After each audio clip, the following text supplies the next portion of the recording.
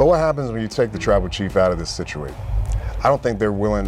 I think everybody's like, oh, the grass is greener. But when they get to the other side, I don't think they're going to feel that way. In other words, they'll miss you when you're gone. For sure. Yeah. 100%.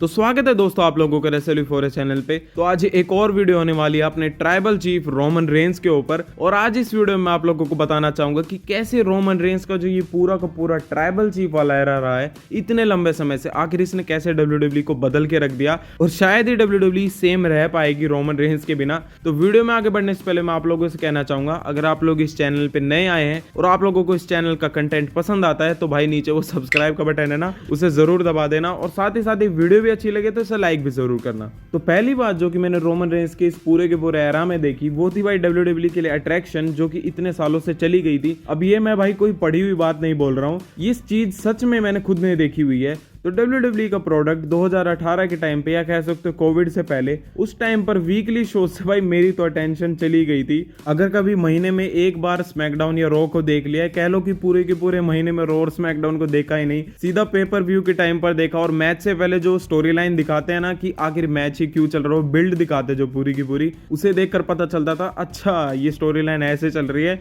इसके कारण इनका ये match हो रहा है इस pay per view के अंदर। तो ऐसा होता था उस टाइम पर और शायद आप लोगों के साथ भी ये चीज होती होगी उस टाइम पर। और ये है भी यार, आप खुद से उस टाइम पर रॉ और स्मैकडाउन की रेटिंग्स देखना और अब रोमन रेंस के टाइम पर जो रॉ और स्मैकडाउन है उसकी रेटिंग को कंपेयर करके देखना। और कोविड के टाइम पर जो ब्लड लाइन की स्टोरी लाइन हमें देखने को मिली भाई वो सच में यूनिक थी। अब ये कोई डिसरिस्पेक्ट नहीं है, कोविड के टाइम पर जो रेसलर्स वर्क कर रहे थे वो भाई अपना बेस्ट ही दे रहे थे, बट ब्लड लाइन ने जो हमें ऐसी स्टोरी लाइन दी जिससे कि वीकली शोज को देखने में मजा आने लग गया था। और ये आप भी जानते हैं कि रोमन अब इस टाइम पर जिस भी शो में आते थे उसकी रेटिंग्स बढ़ जाती थी। एग्जाम्पल के लिए आप लोग स्मैकडाउन को देख लीजिए जो कि फॉक्स के ऊपर एयर होता है, उसकी रेटिंग्स कभी भी 2 मिलियन से नीचे नहीं आती है। अब आप लोगों का इसके ऊपर क्या पॉइंट ऑफ व्यू है आप लोग मुझे कमेंट में जरूर बताना। दूसरी चीज जो कि मैंने रोमन रेंस के इस पूरे के पूरे टाइटल रन में देखी थी वो थी भाई मिड कार्ड टैलेंट्स का राइज। एग्जाम्पल के लिए जे उसो को देख लीजिए, क्या आप लोगों को लगता है कि WWE जे उसो को ऐसा मेन इवेंट स्टार पुश देती अगर Roman Reigns tribal chief character में ना होते? अब भाई ये WWE के ऊपर खुद के ऊपर है, उनके ऊपर वो क्या करना चाहते हैं, बट मेरे को ऐसा लगता है कि रोमन रेंस के ट्राइबल चीफ के कैरेक्टर के बिना, ट्राइबल चीफ के कैरेक्टर के बिना WWE जे उसो और जिमी उसो को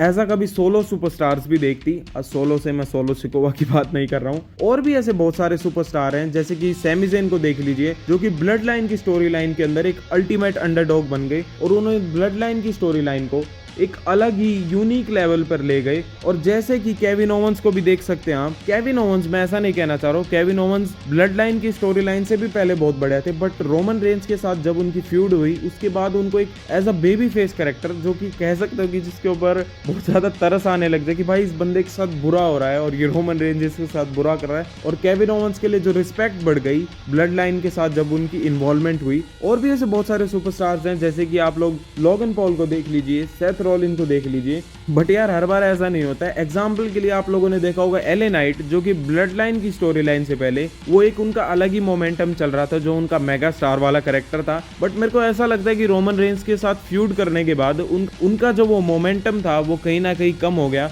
क्योंकि रोमन रेंस के साथ जब उनकी फ्यूड चल रही थी उनको एक ऐसा सच में मेगा स्टार दिखाया जा रहा था, देखकर लग भी रहा था क्या पता वो रोमन रेंस को डीथ्रोन भी कर सकते हैं। बट कहीं ना कहीं एले नाइट की जो स्टार पावर थी वो कम हुई है रोमन रेंस की फ्यूड के साथ। और भी ऐसे बहुत सारे एग्जांपल है जैसे कि आप सिजारो को भी देख सकते हैं, फिन बैलर को भी देख सकते हैं, ऐसे कई सारे सुपरस्टार हैं। तो ये चीज तो है यार, अब कुछ चीजें अच्छी होगी तो कुछ चीजें बुरे भी होगी। अब भाई ट्राइबल चीफ के इस पूरे एरा के बारे में बात कर रहे हैं तो यूनिवर्सल चैंपियनशिप को कैसे बोल सकते हैं, क्योंकि ये टाइटल थी जिसके कारण हमें ट्राइबल चीफ का ये पूरा का पूरा एरा देखने को मिला। और अपने ट्राइबल चीफ रोमन रेंस इस यूनिवर्सल चैंपियनशिप के बिना कहीं ना कहीं अधूरे थे। अच्छा, अब यूनिवर्सल चैंपियनशिप की बात कर ही रहे हैं तो मैं आप लोगों से एक सवाल पूछना चाहूंगा और मेरे इस क्वेश्चन को पूछते हुए आपके माइंड में जो सबसे पहला जवाब आए आप लोग उसे कमेंट में जरूर लिखना। तो मेरा आप लोगों से सवाल ये है, रोमन रेंस के समर स्लैम 2020 में आने से पहले यूनिवर्सल चैंपियन कौन था और उसका कोई मेजर टाइटल डिफेंस या स्टोरी लाइन। तो शायद, और वैसे आप लोगों को पता ही होगा क्योंकि आप लोग भी WWE फैंस है मेरी तरह, तो आप लोगों को पता होगा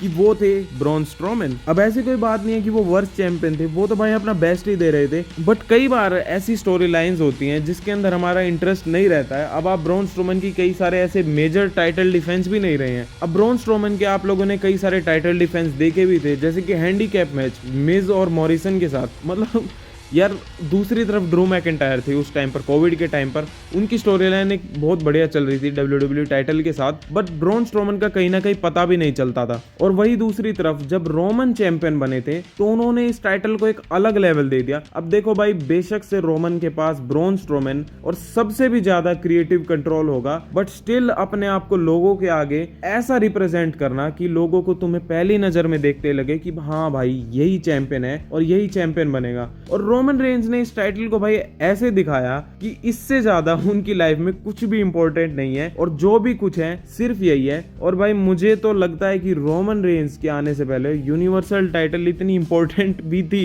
और सच में यार, मैंने जैसे कि आप लोगों को बताया कि रोमन रेंज ने यूनिवर्सल चैंपियनशिप की प्रेस्टीज को ऐसे बढ़ा दिया कि WWE चैंपियनशिप का तो एक टाइम पर पता भी नहीं लग रहा था कि उसको कौन डिफेंड कर रहा है, क्योंकि यूनिवर्सल चैंपियनशिप इतनी इंपॉर्टेंट हो चुकी थी WWE के अंदर। एक सबसे बढ़िया चीज जो कि इतने लंबे समय से गायब थी और वो इस पूरे के पूरे एरा में हमें देखने को मिली, वो थी भाई लॉन्ग टर्म स्टोरी टेलिंग और स्टोरी लाइंस के अंदर डेप्थ। अब रोमन रेंज की जे उसो के साथ, कोडी और इनके साथ भाई स्टोरी लाइन उठाकर देख लो, इनकी स्टोरी के अंदर आप लोगों को इतनी गहराइयां देखने को मिलेगी। जे उसो के साथ ही देख लो उनका I quit match Roman Reigns के साथ, याद होगा आप लोगों को भी कोविड-19 के अंदर देखने को मिला था, कोविड-19 के पूरे टाइम पर ही देखने को मिला था। अब जो उस पूरे मैच के अंदर हमें स्टोरी दिखाई गई, मतलब यार कसम से सच में यार इतने समय से है ना कुछ भी ऐसा नहीं देखने को मिला था। वो रोमन रेंज के इमोशन, वो रो भी रहे हैं उस मैच के अंदर यार, मतलब एकदम क्लासिक, सच में एकदम classic. Roman Reigns steel steps उठाकर जे उसो के ऊपर अटैक भी करना चाह रहे हैं, जिमी के ऊपर उन्होंने गिलोटीन लगा दिया ताकि जे उसो आई क्विट बोल दे। इतनी स्टोरी लाइन के अंदर डेप्थ आप लोगों ने देखी होगी, शायद आप लोगों ने देखी होगी भाई। बेशक से 20-30 साल पहले ऐसा होता होगा, बट इतने लंबे समय से मैंने तो कुछ ऐसा नहीं देखा था। सेम कोडी के साथ, और ये पूरी की पूरी ब्लड लाइन की स्टोरी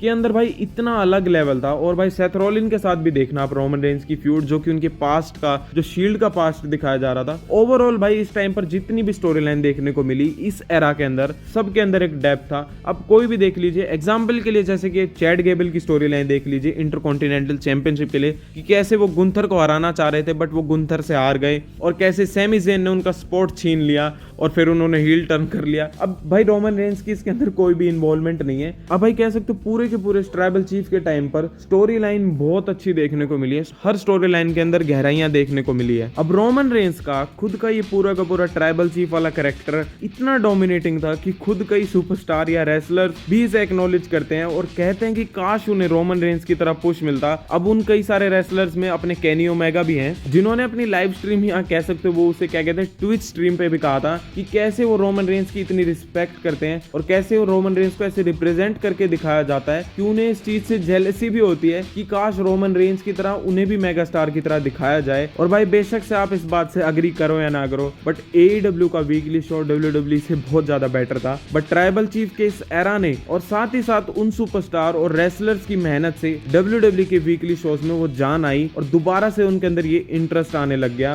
कि मैंने कभी AEW की तरफ मुड़कर भी नहीं देखा। और लास्ट चीज जो कि मैं आप लोगों से बताना चाहूंगा, भाई बेशक से 20-30 साल बाद ही कोई ऐसा आ पाएगा, बट भाई Roman Reigns is on next level और शायद ही उनके जैसा कोई बन पाएगा और इतना कोई डोमिनेटिंग हो भी पाएगा, और शायद ही WWE उस सुपरस्टार को इतना पुश देगी जो कि उन्होंने रोमन रेंज को दिया था। और भाई यही था आज की इस वीडियो में। और जैसा कि मैंने आप लोगों को अपनी शील्ड वाली वीडियो के अंदर बताया था कि कैसे मैं चैनल के ऊपर टॉप 10 वीडियोस या कह सकते हैं टॉप 5 वीडियोस भी लेकर आने वाला हूं, तो बस आप लोगों को यही करना है कि भाई कमेंट के अंदर सजेशन भी देते रहा करो, और कम्युनिटी टैब के अंदर जो कि मैं पोल वगैरह डालता हूं तो उसके अंदर भाई वोट भी करते रहा करो ताकि सजेशन मिलती रहे और भी अच्छी। और एक और चीज मैं आप लोगों से दोबारा कहना चाहूंगा, अगर इस चैनल पे नए आए हो और आप लोगों को इस चैनल का कंटेंट पसंद आता है तो नीचे वो जो सब्सक्राइब का बटन है उसे जरूर दबा दो, और साथ ही साथ ये वीडियो अच्छी लगे तो इसे लाइक भी जरूर करना, और भाई अगेन कमेंट भी करते रहा करो। तो मिलते हैं भाई आप लोगों से अगली वीडियो के साथ।